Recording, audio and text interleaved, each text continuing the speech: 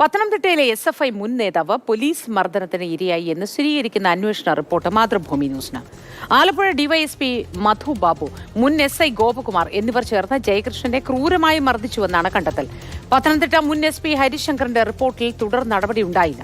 CK Abhilal ചേരുന്നു വിശദവിവരങ്ങളുമായി. അഭിലാൽ, നമുക്ക് ലഭ്യമായ ഈ രേഖകളിൽ എന്തൊക്കെയാണ് പറയുന്നത്? ഏറ്റവും പ്രധാനപ്പെട്ട കണ്ടെത്തലുകൾ പോയിന്റായി ഇതിനകത്തിൽ അടയാളപ്പെടുത്തിയിരിക്കുന്നത്. ഏറ്റവും പ്രധാനപ്പെട്ടത് ജയകൃഷ്ണൻ ആരോപിച്ചതുപോലെ തന്നെ അയാൾ കസ്റ്റഡി മർദ്ദനത്തിന് ഇരയായിട്ടുണ്ട്.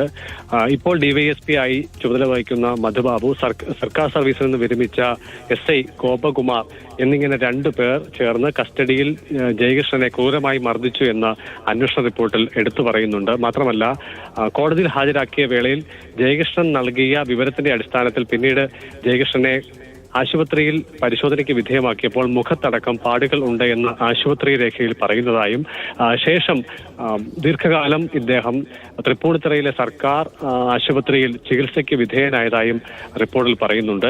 തുടർച്ചയായി കുറ്റകൃത്യങ്ങൾ മധുബാബു ആവർത്തിക്കുന്നതായി കണ്ടെത്തൽ ഉണ്ടായിട്ടുണ്ട്. ചുരുക്കത്തിൽ സേനയുടെ സൽപ്പേരിന് കളങ്കപ്പെടുത്തുക മാത്രമല്ല, ഗുരുതരമായ അച്ചടക്ക ലംഘനമാണ് ഗോപകുമാറിന്റെയും മധുബാബുവിന്റെയും ഭാഗത്തു നിന്ന് ഉണ്ടായിട്ടുള്ളതെന്ന് കണ്ടെത്തലിൽ പറയുന്നു. മാത്രമല്ല, ഇതിന്റെ അടിസ്ഥാനത്തിൽ ഇരുവർക്കുമെതിരെ വകുപ്പ് തല അച്ചടക്ക നടപടി ഉണ്ടാകണമെന്നും മുൻ SP ഹരിശങ്കറിന്റെ റിപ്പോർട്ടിലുണ്ട്. 2016 ഡിസംബർ 15-ാം തീയതി സമർപ്പിച്ച ഈ റിപ്പോർട്ടിന്മേൽ ഇതുവരെയും യാതൊരു നടപടിയും ഉണ്ടായില്ല.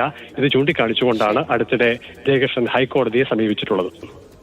ശരി, ജയകൃഷ്ണൻ അടുത്തിടെ ഹൈക്കോടതിയെ സമീപിച്ചിരിക്കുകയാണ്. ഇതുവരെയും ഒരു നടപടിയും ഇക്കാര്യത്തിൽ ഉണ്ടായിട്ടില്ല. പത്തനംതിട്ട മുൻ SP ഹരിശങ്കറിന്റെ റിപ്പോർട്ടിൽ ഈ തുടർ നടപടി ഉണ്ടാവാത്തതിനെ തുടർന്നാണ് കോടതിയെ സമീപിച്ചിട്ടുള്ളത്. വിശദവിവരങ്ങൾ നൽകിയത് CK അഭിലാലാണ്.